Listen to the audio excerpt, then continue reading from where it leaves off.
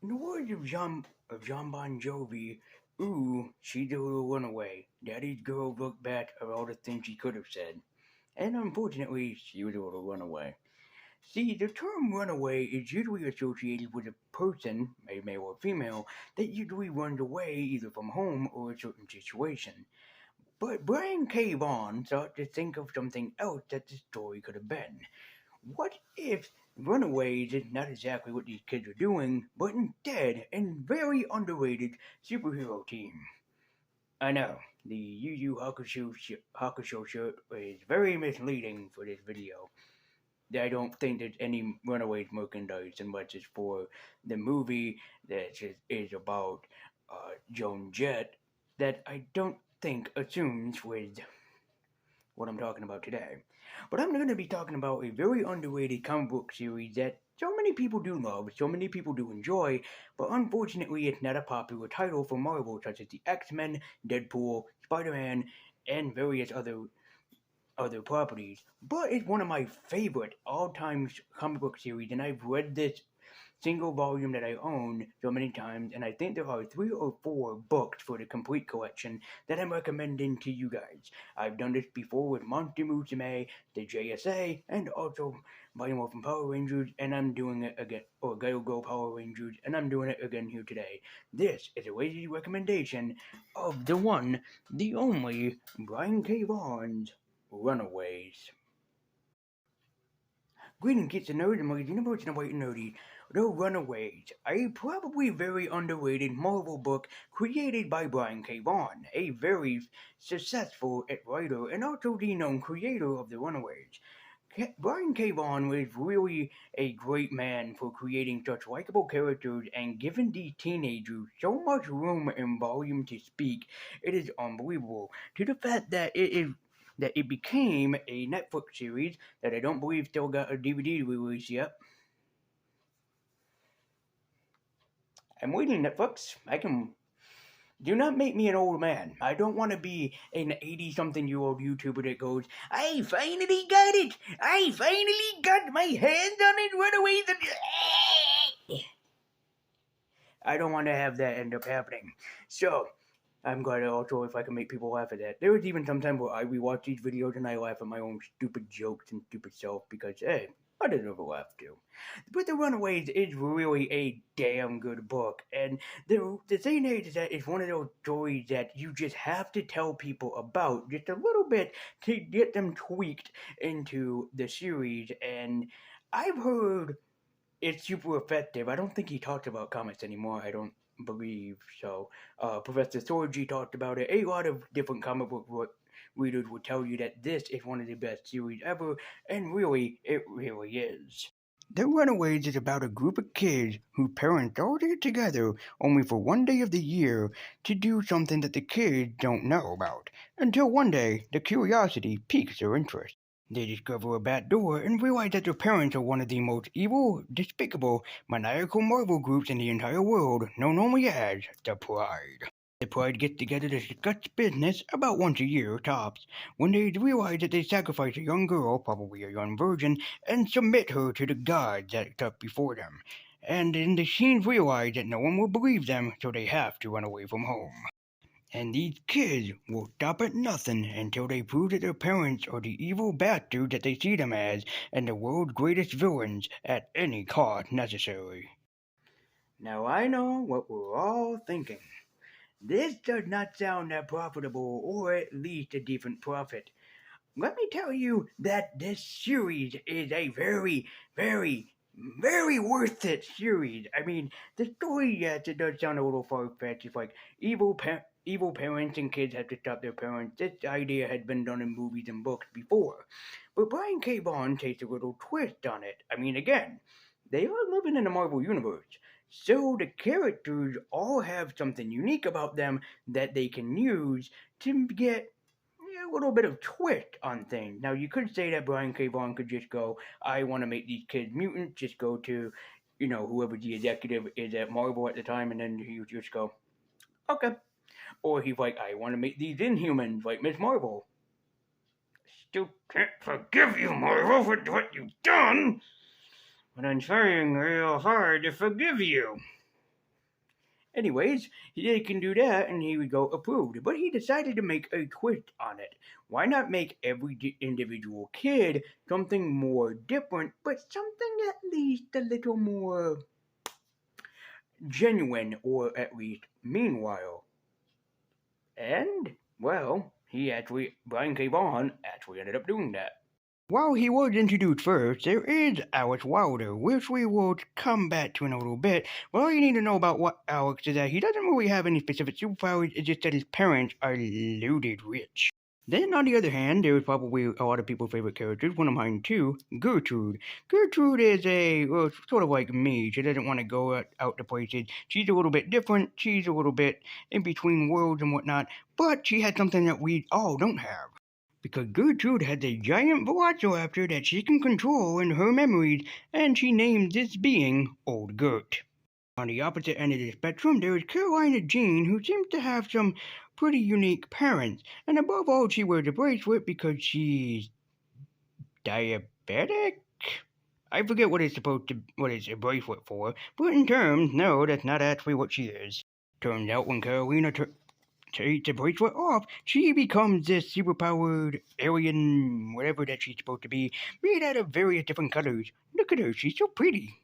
There's Chase Stein, a guy that lived with very abusive parents, mostly a father, and he's not exactly anything too specific, except the last name Stein should really have you guessing what basically his superpower is.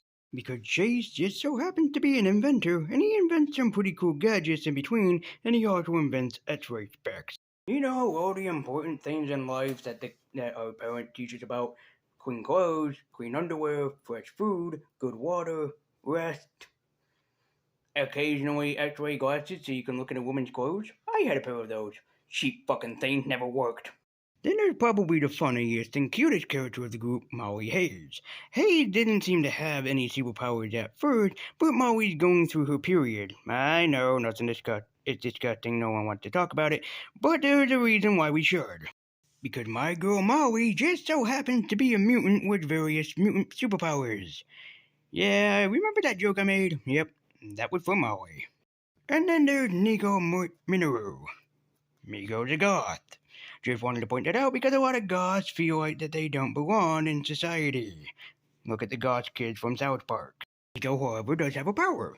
Every time when blood is spilt from her, she can end up summoning a staff within her body, and whatever phase that she uses, she can only use once, and never again, otherwise something different will end up happening.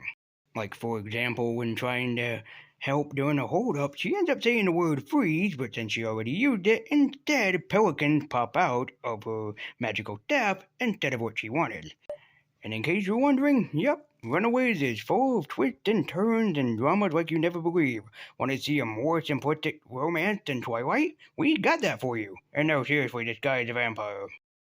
See, look, the motherfucker's a vampire. And at least this guy doesn't sparkle or twist or anything like that, right? If you're looking for a comic series that's different, full of heart, full of life, and everything else in between, then I recommend that you guys check out The Runaways. There is not much else that I can say aside from this is one of the greatest comics and most underrated comics ever made. Brian K. Vaughn is a master at what he does in creating these simplistic but also very undermined but understandable superheroes, especially as teenagers, and giving them so much heart and problems to deal with. Yeah, this is one of the greatest series I've ever read by far. And also, there are so many dark twists and turns that is in this series that you would never see coming that would make you sit right there holding the comic going, "Whoa!" If you're looking for something new and exciting from the world of Marvel Comics, I'd highly recommend that you check out The Runaways. It's a damn good series that's very undermined by the other series like I talked about, like the X-Men, Spider-Man, Daredevil, and all the others that Marvel is currently working on. It's full of heart, comedy, action, suspense, and best of all, it has some of the most relatable characters ever written in Marvel history next to Spider-Man, any of the Spider-Men. So what more can you ask for? But go check out these Runaways. One of my favorite romances in this series I want to talk about before ending this video is between Gertrude and Chase, and I mean that because there is something so awesome that ends up happening between the two of them. Chase, during this series, he's kind of like the asshole of the group. He flirts with everybody, he picks on everybody, but deep down inside, he's like that brother that you just want to have around because he's just that damn likable. And during the fight that they had with this giant robot protector golem, whatever that it is, he ends up getting hurt badly, almost dead, I believe. Um, so the one that calls out for him to be saved is the woman that pays him no mind, and that's Gertrude. And Gertrude actually ends up kissing him, to the point where it shocked everybody because it was in front of everybody. And she's sitting there holding him as he, breathing again and coming back to life. And she goes, "You talk about anybody that this happened, I'm feeding you to old lace." I just thought that was the greatest thing that ever happened. It was like very funny, but also unexpected. Also, there are some cameos from other characters in this. Captain America makes a cameo, and so does Cloak and Dagger, who are very underrated superheroes themselves. I don't think Cloak and Dagger have a very good Marvel run that I should check out. If you do know, let me know. But this is the best way to get the Runaways. This is 18 issues of the Runaways, all involved, all intact, very beautiful, recolored, refined, maybe. But it's just one of the best damn Marvel comics that you guys can read. I think there are 3 or 4 complete collections. There is not an omnibus. If there ever is, I will fork over the money and pay for it. I'm not kidding. But the complete collections again. Look how much that you get in this. I mean, this is 18 volume plus more in the back from Brian K Vaughn and the right and the artist on this. So yeah, illustrated by Adrian Alfona and Takaishi Miyazawa. I'm sorry if I butchered your name, by the way.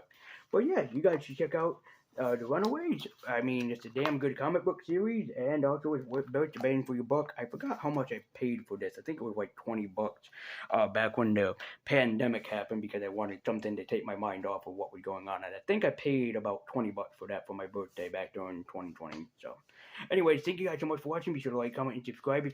If you guys like this, I will keep doing this every so often where I'll come in here, I'll grab a comic or manga for myself, and I'll just talk about why I really liked it and why you guys should read it. So definitely check out The Runaways. It is one of the best underhanded superhero team that you could ever read about. And hey, I wish that The Runaways would make a comeback. They made a small comeback a couple years ago. I don't think that they're going to make a comeback anytime soon. But if somebody could write this damn series, I tell you what, I would. I'm not a very good artist, but I am a damn good writer at that. At least I do try my best to. Not trying to praise myself or anything. Not trying to beam praise or anything to you. But anyways, thank you guys so much for watching. Be sure to like, comment, and subscribe. Follow me at Twitter with a link in the description down below. And if you guys want to see more of these, just let me know in the comments down below, or just by liking, or even just viewing this video. It makes me realize like what you guys want to see and what you guys don't want to see. So keep at it. So anyway, guys, thank you so much for watching. I've been Lady Viewers. I've been White and Nerdy. Keep eking on, and until next time, check out The Runaways. See you then.